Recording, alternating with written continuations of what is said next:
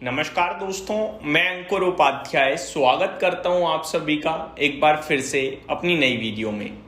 Monday के rebound के बाद आज वापस अमेरिका का बाजार ढह गया है।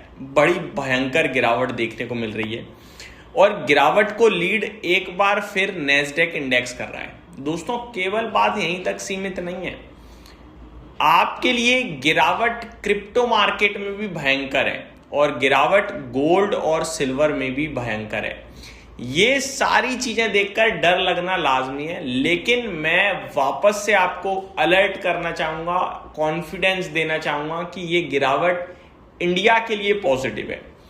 गिफ्ट निफ्टी इस गिरावट की वजह से 150 पॉइंट समथिंग नेगेटिव ट्रेड कर रहा है। डिटेल में आप सभी के साथ एनालिसिस करेंगे जो कुछ भी हो रहा है उसका। अब मैं आप सभी के साथ दो अच्छी चीजें शेयर करना चाहूंगा। पहली और बड़ी अच्छी चीज, आज के सेशन में कच्चा तेल $90 प्रति बैरल हो गया है। और $90 प्रति बैरल केवल ऐसा नहीं कि केवल $90 हुआ है, आप न्यूज पढ़िए, बहुत ही शानदार खबर आ रही है। 4.5% कच्चा तेल नीचे ट्रेड कर रहा है इस समय। दूसरी अच्छी बात, आज का FIDIs का डेटा भी कंपेयर करेंगे अगर आप उसे बीते कुछ दिनों के डेटा से, तो आज बढ़िया डेटा है। शुरुआत करते हैं FIDIs के डेटा के साथ और अंत करेंगे कच्चे तेल के साथ अच्छी खबर से। बाकी बीच में सब नेगेटिव नेगेटिव नेगेटिव। तो कच्चा तेल FIDIs का डेटा अगर मैं आप सभी के साथ आज का शेयर करूं तो कैश मार्केट में FIIs ने 4,500 करोड़ की बिकवाली करी है, ये नेगेटिव है। लेकिन DIIs ने आज बड़ा खरीदा है, 6,159 करोड़ की बाइंग आज DIIs ने करी है। इसमें कुछ ब्लॉक डील भी हो सकती है क्योंकि अजंता फार्मा के प्रमोटर्स ने बेचा है और दोनों DIIs ने खरीदा है, और भी एक आध हो सकती है, लेकिन ओवरऑल देखा जाए तो ये पॉजिटिव ही है। आगे इंडेक्स फ्यूचर्स में मैं ये बोलूंगा कि फ्लैट कामकाज है। निफ्टी बेचा लेकिन बैंक निफ्टी खरीद लिया तो वो न्यूट्रल हो गया है। लेकिन स्टॉक फ्यूचर्स में 2,874 करोड़ की बाइंग, ये पॉजिटिव है। स्टॉक फ्यूचर्स में बड़ी बाइंग अच्छा लग रहा है, ये साइन अच्छे हैं। अब आप सभी के साथ सबसे पहले अमेरिका का बाजार डिस्कस करना चाहूंगा जो भयंकर रूप से गिर रहा है। नैस्डैक इंडेक्स 2.5% नीचे है और पॉइंट टर्म्स में 650 पॉइंट नीचे दिख रहा है इस समय। S&P 500 1.5% नीचे दिख रहा है इस समय आप सभी को, और डाउ भी पीछे नहीं है। डाउ जोन्स में करीब आपके लिए जो गिरावट है वो 300 पॉइंट्स की देखने को मिल रही है इस समय। रसेल 2000 1% नीचे है, यानी सबसे ज्यादा गिरावट जो है वो नैस्डैक इंडेक्स में है। गिरावट के पीछे एक बार फिर वही चिप स्टॉक्स में सेलिंग देखने को मिल रही है। बाकी भारत के लिहाज से मुझे लगता है ये नेगेटिव नहीं है। देखो, जितनी चिप स्टॉक्स में बिकवाली होगी, जितना AI स्टॉक्स में बिकवाली प्रॉफिट बुकिंग होगी, उतना पैसा फ्री होगा। जितना पैसा फ्री होगा दूसरे बाजारों में जाएगा। अब देखो, स्पेस एक्स के IPO में कितना पैसा डालोगे वो पता नहीं है, लेकिन जाएगा वहां पैसा। बट आपका मैन्युफैक्चरिंग थीम भी चलनी चाहिए और वहां पैसा आना चाहिए। अगर वहां पैसा आया तो इंडियन मार्केट में पैसा आएगा, ऐसा मेरा मानना है। तो इनकी सेलिंग हमारे लिए दिक्कत नहीं, हमारे लिए पॉजिटिविटी हो सकती है। इतनी लंबे समय से ये भाग रहे हैं, हम तो नहीं भाग रहे, और ये भाग केवल AI और सेमीकंडक्टर चिप स्टॉक्स के बेसिस पे रहे हैं।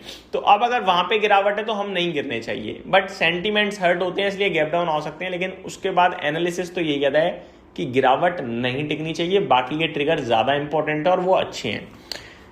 दूसरी बात, बिटकॉइन ने आपके लिए फ्राइडे के सेशन में 60,000 का लो हिट कर दिया था, अभी वापस 60,000 के बेहद करीब है। करीब 4% की गिरावट देखने को मिल रही है। हालांकि अभी $60,900 पे है, तो अभी तो ऊपर है, लेकिन वापस 60,000 के भाव तो देखने को मिल ही रहे हैं हमें। एथेरियम में भी 3.5% की गिरावट है और सोलाना 5.25% नीचे है। तो क्रिप्टो मार्केट भी पूरी तरीके से दम तोड़ रहा है भाई साहब। अब आपके साथ डिस्कस करना चाहूंगा मैं गोल्ड और सिल्वर। चांदी में देख पता नहीं क्या हुआ है, 4.5% नीचे है, $65 प्रति आउंस आपका हो गया है कॉमेक्स पे, और 2,37,38,000 चल रहा है इंडियन मार्केट में। और गोल्ड की बात करें तो 1.5% नीचे है, $4,300 प्रति आउंस के आसपास ट्रेड कर रहा है इस समय। इंडियन मार्केट में भी गिरावट अच्छी खासी देखने को मिल रही है। इनकी गिरावट के पीछे दो कारण बताए जा रहे हैं। एक, रेट हाइक का जो डर है वो बन गया है, उसने थोड़ा गिरा दिया है। और दूसरी बात, अगर आप देखें तो गोल्ड के प्राइसेस इसलिए भी गिर रहे हैं क्योंकि कच्चे तेल के प्राइसेस गिर रहे हैं। अब कच्चा तेल गिरेगा तो फिर वो करने लोगों के लिए अच्छा होगा, जियो पॉलिटिकल टेंशन कम होगी, मार्केट्स के लिए अच्छा होगा, और जब सब कुछ अच्छा होगा तो फिर इनकी तरफ लोग कम फोकस करेंगे।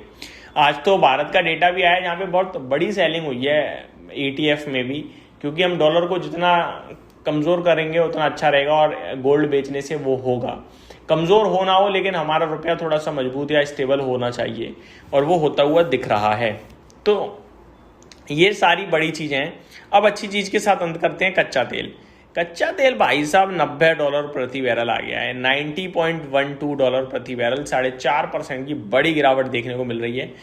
यहाँ पे एक अपडेट आई है US एनर्जी सेक्रेटरी की तरफ से। उन्होंने कहा है हॉर्मोज का शिप ट्रैफिक बढ़ रहा है। दैट मीन्स जो खाली पड़ा रहता था वहाँ शिप्स आने लगी हैं, जाने लगी हैं, तो थोड़ा सा नॉर्मल वे में धीरे धीरे चीज़ें होने की कोशिश कर रही हैं या तैयारी कर रही हैं, और इससे पॉजिटिव कुछ नहीं हो सकता। वैसे ही प्रेसिडेंट ट्रम्प ने कहा है 2 से 3 दिनों के अंदर बड़ी अपडेट आ जाएगी। तो ये मेरी तरफ से अपडेट्स थी, उम्मीद करता हूँ डिटेल पसंद आई होगी। Thank you so much for watching this video. Good night guys.